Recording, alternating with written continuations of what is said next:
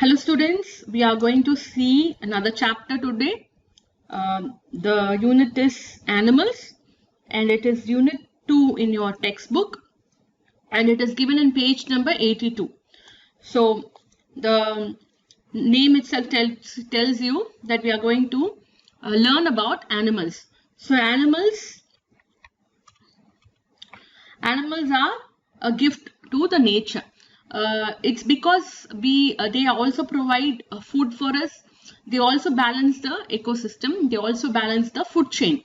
So without the animals, most of the work cannot be done by the human beings alone. So they are a gift to nature. Man is, that is, we humans, we are exploiting the nature. We are cutting down the trees. We are destroying the forest, and we are actually killing the animals. We are poaching, doing a lot of hunting activities, so that these animals are dying every day. So they are dying and they are nearly extinct. So most of the animals are nearly extinct, and most of them are already extinct. So this chapter is going to deal with the reproduction of the animals, how these animals are are in the verge of extinction, and also we are going to see about the endangered animals.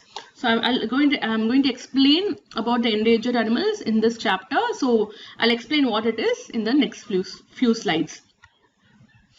So first we are going to see about reproduction in animals, how these animals are reproduced, including human beings. So here human beings also reproduce in the same way. So reproduction is a process, it's a biological process in which an organism gives rise to a new organism. So that's why we actually reproduce. We reproduce to give rise to a new organism. So that's why reproduction is very essential in every animal and a plant life cycle. So it is seen both in plants and animals. I think you read about plants reproduction. So now we are going to deal with animal reproduction.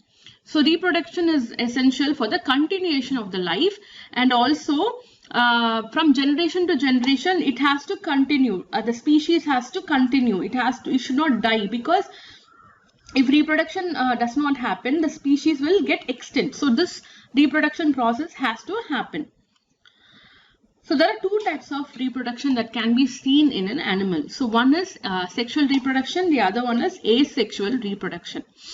So we are going to see about sexual reproduction first. So sexual reproduction is the natural way of reproduction in humans, animals, and in plants. So it is more complex and it's a lengthy process than the asexual reproduction. And it is different and it is unique. Offsprings are produced in sexual reproduction. So whereas in asexual reproduction, you can't expect to be the offspring to be unique or different. But in sexual reproduction, because it involves two parents, okay, two parents is involved in sexual reproduction, the offspring will be unique and different. So first we are going to see what are the steps involved in the sexual reproduction. So listen carefully. So these are the stages which I'm going to explain in this flow chart. So in sexual reproduction, the sexual reproduction can be divided into three processes. One is pre-fertilization. The next stage is fertilization, and then post-fertilization. Okay, three stages: pre-fertilization, fertilization, and then post-fertilization. Okay, post-fertilization. I have given another slide. So I'll explain one by one. So listen carefully here. So three processes I told you. One is pre-fertilization, fertilization, and then post-fertilization. So we're going to see about the first stage, that is pre-fertilization. In the first stage is the pre-fertilization, and in this stage, the gamete formation, that is the sex cells, are formed in the pre-fertilization stage. So what are these gametes? So the gametes are the male and the female. So male and female gametes are formed, and then the transfer of the gamete will happen. So transfer of the gamete, in the sense the male will reach the female. So here the male gamete is the testis and the female gamete is the ovary. It is called as the ovary in the female, and the testis is the male gamete. So here when you see when the pre-fertilization happens, the sperm will reach the ova or the eggs. So here the testes will give rise to the sperm and the ovary will give rise to the eggs or the ova. So now the sperm will reach the female gamete, that is the eggs, and then fertilization will happen. So when they fuse together, fertilization will happen. So this is what it says. I'm going to repeat it once again. So in the first, this is the first stage, and the gametes are formed in the stage. What are the gametes called? It is called as the testis and the ovary. The testis will produce the sperms and the ovary will produce the ova or the eggs. Now during fertilization, the sperms will reach the egg and then they both fuse together, and this is called fertilization. So in fertilization, the fusion will happen. So pre-fertilization is where the gametes are formed and the sperms are produced in the gametes. Okay, sperm and the ova are produced in the gametes from the testis and the ovary respectively. And now fusion, when the fusion happens, that becomes fertilization. That stage is called fertilization. So here in fertilization, the male and the female fuse together. The nuclei of the sperm and the nuclei of the egg will fuse together and they form a fertilized egg. And that fertilized egg is called as the zygote. So zygote is the product of fertilization. The product of fertilization is the zygote. That is, fertilization is the process of the fusion of the female and the male nuclei, and then it gives rise to the fertilized egg. When the sperm or the nucleus of the sperm combines with the nucleus of the ova, then the egg becomes fertilized. So, okay, that is called the fertilized egg. And now this fertilized egg is called as the zygote. So fertilization is the process of formation of the zygote. So here is the picture, whatever I explained it to you. So here is the ovum. So ova or the ovum. Ovum is singular. So ovum, it has a nucleus here. And the sperm will also have a nucleus. Can you see? So these two nucleus will combine and they form a fertilized egg. Here, okay, you can see the sperm is reaching the egg, and now it is penetrating the egg, and now the sperm nucleus and the ovum is combining. So it's combining, it's called fusion. And after fusion, it forms as the zygote. So zygote is the fertilized egg. So now this egg is fertilized with the nucleus of the sperm, and this fertilized egg is called as the zygote. Okay. Okay. So we saw about what is fertilization. So in animals, there are two types of fertilization. So two process or two types, I can say, two types of fertilization. One is external fertilization and the other one is internal fertilization. So external is happening externally, whereas internal is internal. It's inside the body.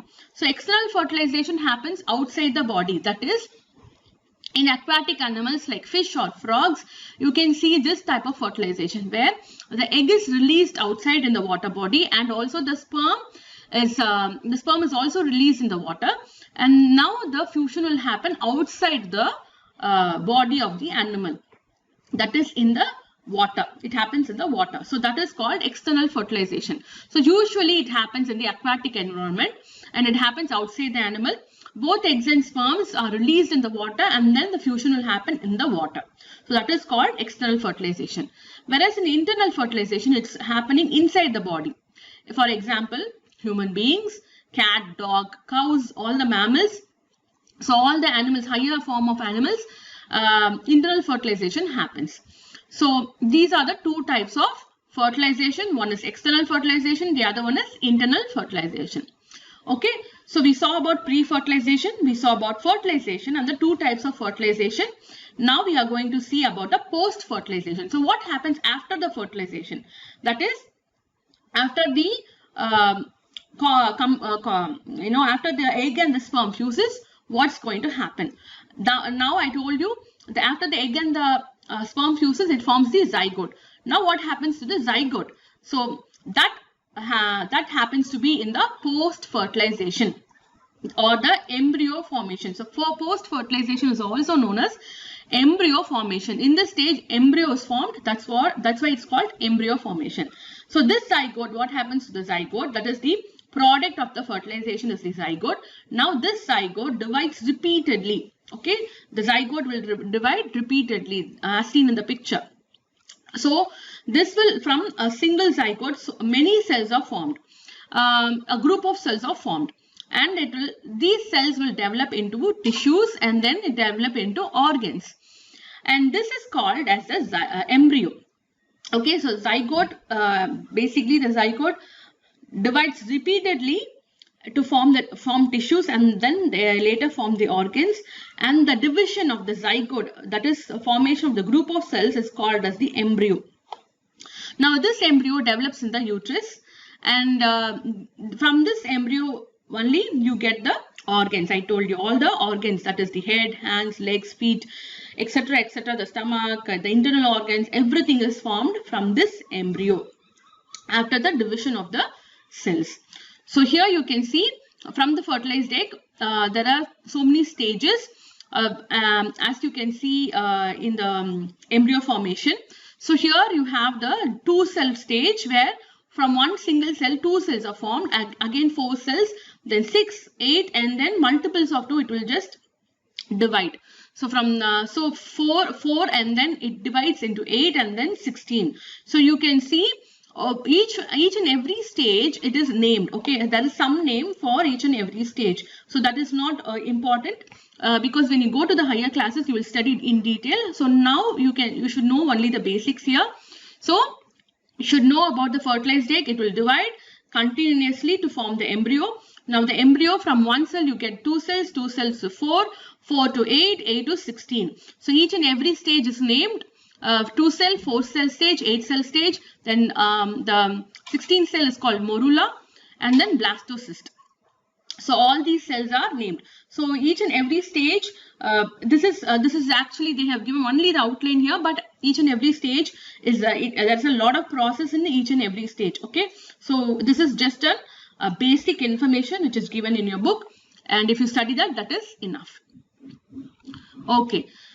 So post-fertilization is over, the embryo is formed. So from the embryo, what you get? A big animal, fully formed animal you get. Okay, so now fertilization is over. You have to know about embryo formation now. So for final stage, I told you the embryo formation. So here you can see the embryo can be formed in 2 types. Okay, there are 2 types of animals basically. So there are 2 types of animals, and one is the oviparous, the other one is viviparous. So here in embryo formation, you get the embryo can be formed, that is outside the body or inside the body. So that's why the differentiation, that is oviparous or the viviparous. Here in oviparous, the embryo develops outside the body. So you can think about an example here itself, where that's the embryo develop outside the body. That is, the fusion will takes place internally, and then the fusion will take place internally, but the embryo will be formed outside the body. So can you give an example? Think about it. But surely, like, you would have eaten it every day probably, or you know, if you are a vegetarian, probably not. So think about the example here.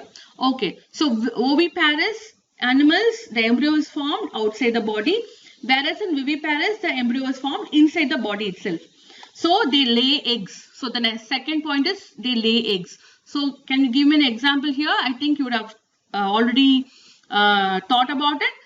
The chickens, okay, the chicken eggs most of you would have eaten every day. So the chicken, in the chicken, the embryo is formed outside the body, whereas the chicken will lay eggs, the hens will lay eggs outside, and then the eggs will develop into a chick when it is properly incubated, and from the egg you get the chicken, fully grown chicken. Now these animals are called, that is the chicken or birds which lays eggs, are called oviparous animals. Even insects are oviparous because they lay eggs and the embryo is developed outside their body. So now you can see the eggshell, the eggs are protected by a shell, and the yolk and the proteins inside the cell inside the embryo will give them nutrients for the development of the organism.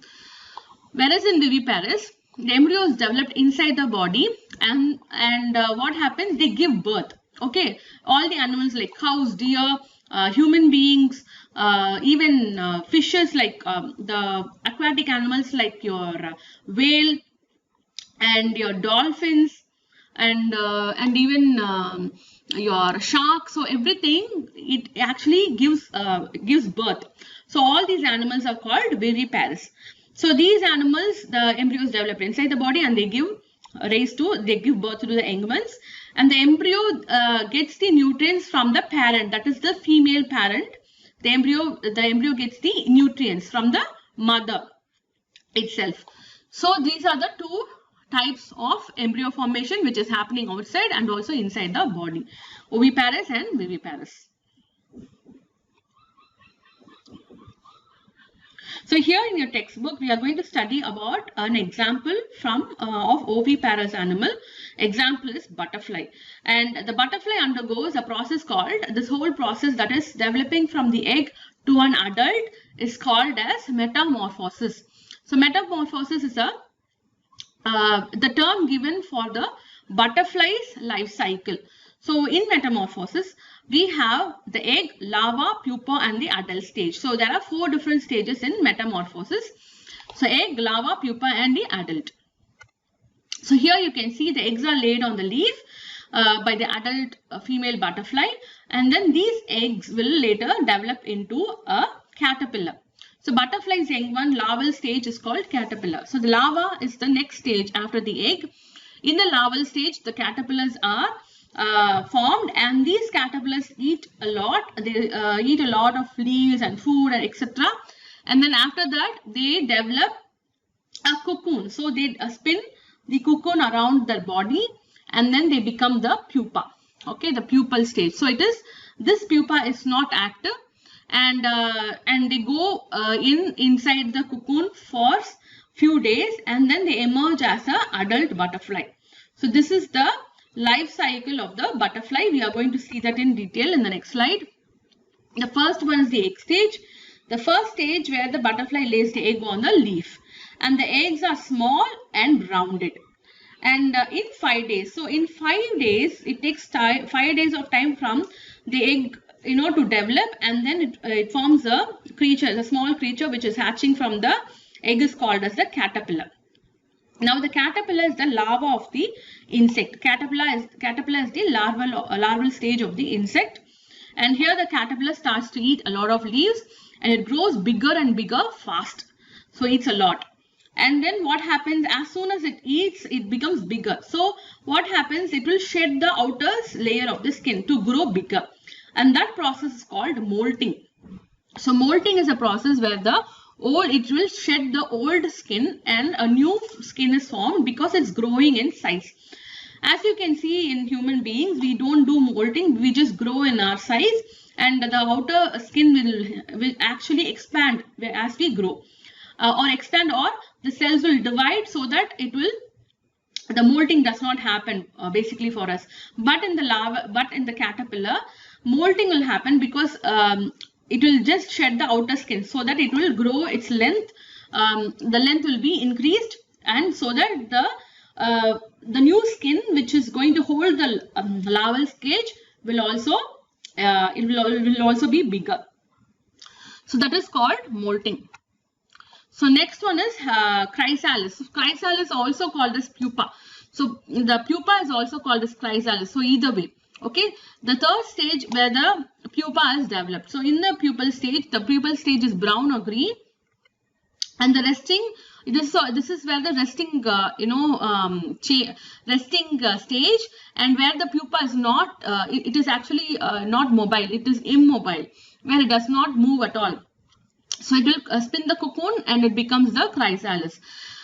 And then now here in the stage, what happens, a caterpillar will come out as the butterfly. So the caterpillar will become a butterfly in this stage.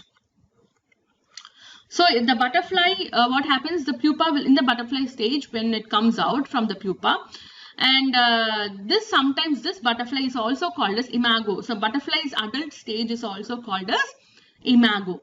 And the butterflies, as you know, the butterflies are very colorful, whereas the caterpillar and the other stages are not really, it's not really colorful. But here, when the butterfly comes out, it is very colorful. So these are the 4 stages of the butterfly in the life cycle. So yeah, the last point, when the butterfly comes out, it's very tired. It has to expand its wings because it is actually confined, to the pupa. It is actually very tightly confined. So when it comes out, it has to spread its wings, and it has to take some rest so that it can fly. So these are the life cycle, and then and then after the butterfly comes out, it again starts its life cycle, whereas it lays the eggs again. So again the life cycle will continue. This adult butterfly will again give rise to another adult butterfly. So that's how the life cycle will continue.